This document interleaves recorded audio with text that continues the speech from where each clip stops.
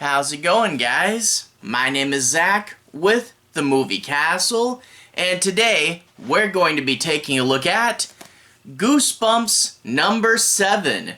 This one is, of course, the classic Night of the Living Dummy.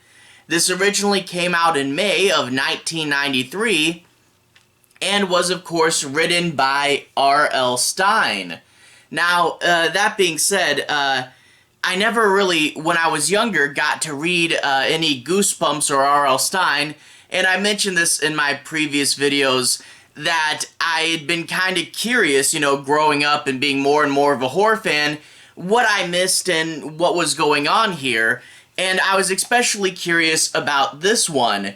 Slappy has quite obviously become the series mascot, but I always wondered, who was he? What's his deal? What is his character all about?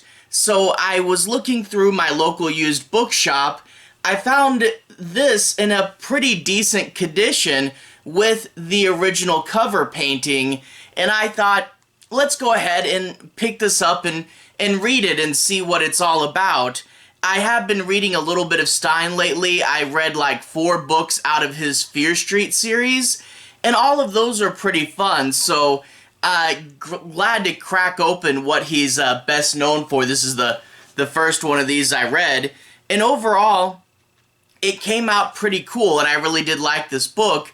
Although that being said, first appearance of Slappy, I find that with a lot of classic characters, if you go back and look at their first appearance, there are things that are definitely different about them, and there is some strange things that you wouldn't necessarily expect Slappy's first book to be like, but we'll get to those in a second.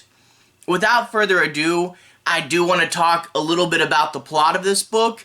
Now, I won't be doing any major spoilers. There are a few twists and turns in this book, and I definitely won't be giving any of those away, but I do want to take a minute, talk about the plot, do a little bit of analysis, but I'll try to refrain from going too far into it.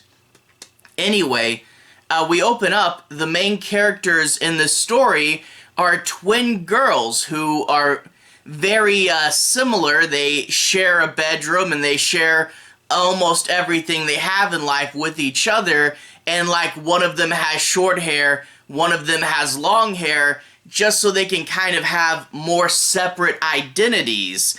One day, they're wandering around a construction site. You see, they're in a new neighborhood, and their house is done, but a lot of the other houses around them are still being built.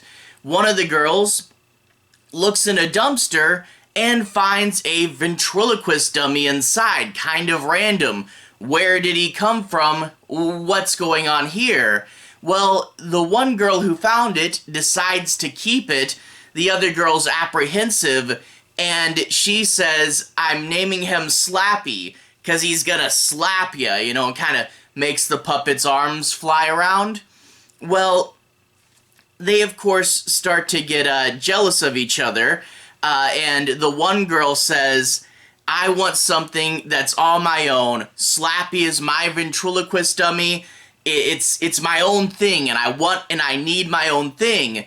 And the other girl says, I think you should share it, and you do get this sort of realistic conflict between the two.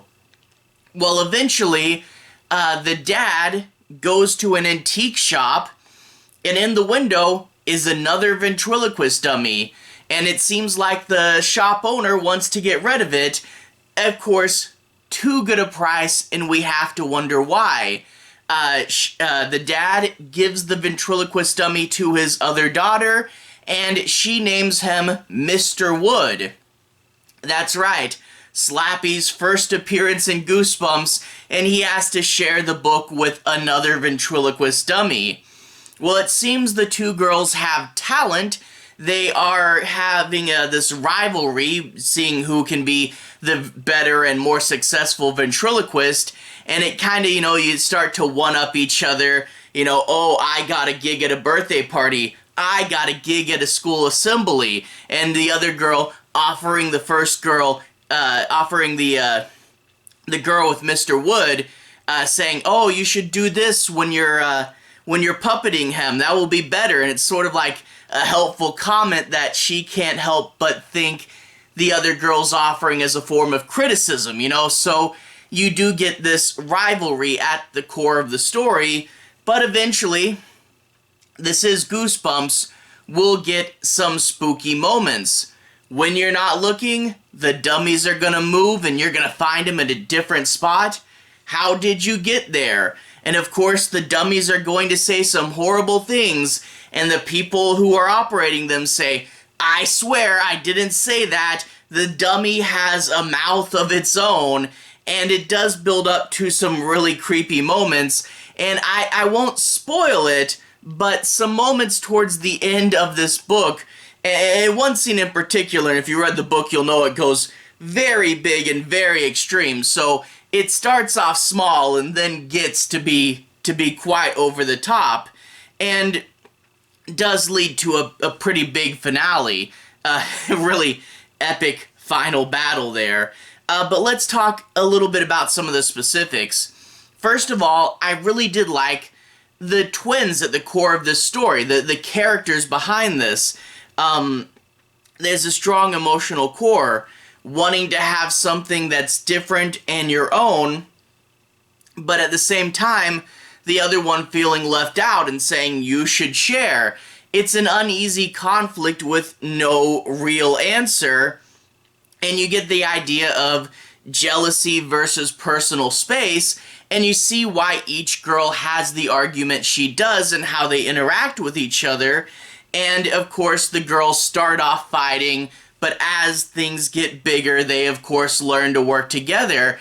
And I really do like this, you know, when you go into a kid's book, sometimes the characters can be super flat and overly virtuous, but when we see these two girls fighting and we see why each one has their own side, it's a decently complex relationship, and I think it's something that's probably really good for kids to see, to be able to understand other people in a realistic setting. You know, these kind of conflicts are going to be something you see in real life. Get the kids to think about them and understand them before they actually encounter them. I think that's really, really good.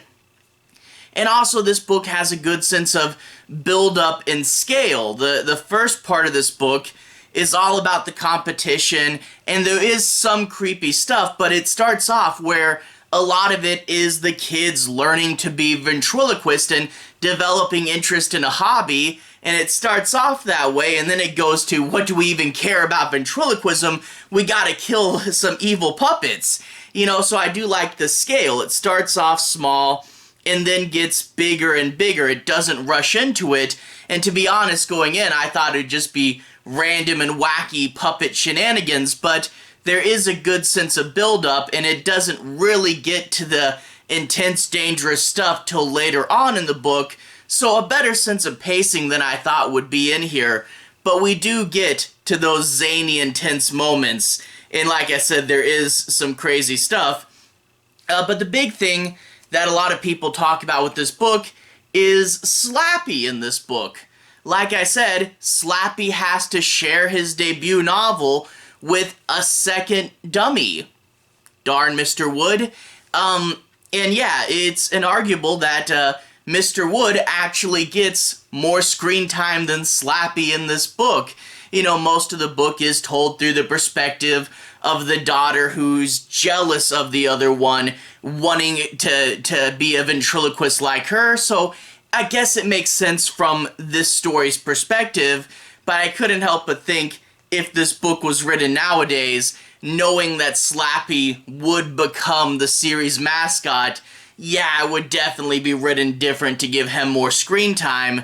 So yeah, Slappy has to share his debut album, and in turn, I kind of want to go ahead and read Night of the Living Dummy 2 and 3 just to get kind of a better feel as to who he is. You know, like I said, he was a character that I saw all over the place, and I was super interested in his story. You know, he's obviously a cool ventriloquist dummy, one of the most iconic ventriloquist dummies, and I really wanted to know what he was about.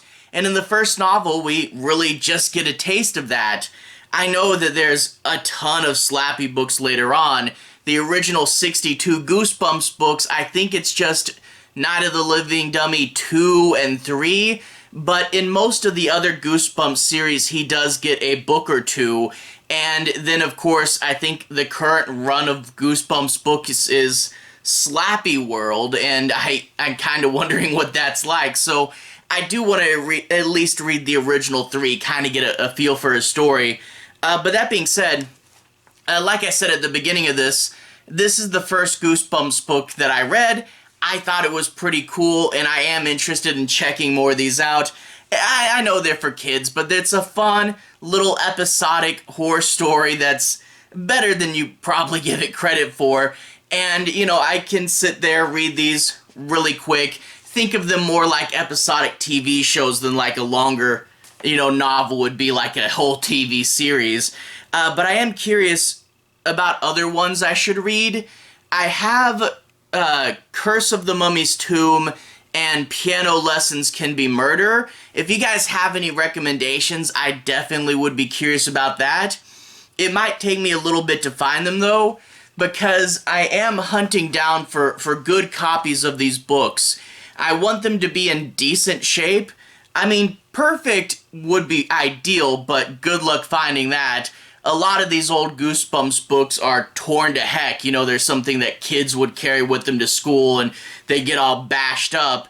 But I'm looking for halfway decent copies, and I also want them in the original cover motif where, you know, it's the one color at the top and then the framing, and the big thing, the original artwork. So I'm wanting them all to match, and I'm wanting them all to be in halfway decent condition. So it might take me a while to find all these books. But if you guys do have a recommendation, I'd be curious to hear it, although who knows when I'll actually find a good copy of it.